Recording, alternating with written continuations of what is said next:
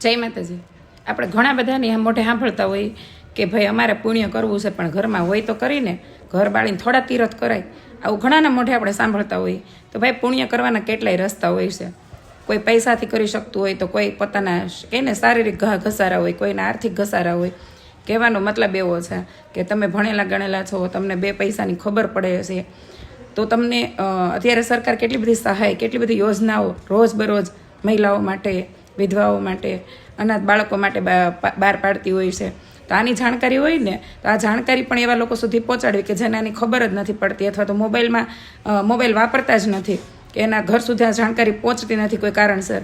તો આ આંગળી સીધાનું પૂન કહેવાય. એમ કહેવાય ને કે આંગળી સીધાનું પૂન કહેવાય. તો આવી જાણકારી આપવી, આવા કામ કરી આપવા એ પણ એક પુણ્યનું જ કામ છે. અને આવું ન કરી શકો તો દરેકની પાસે મોબાઈલ છે.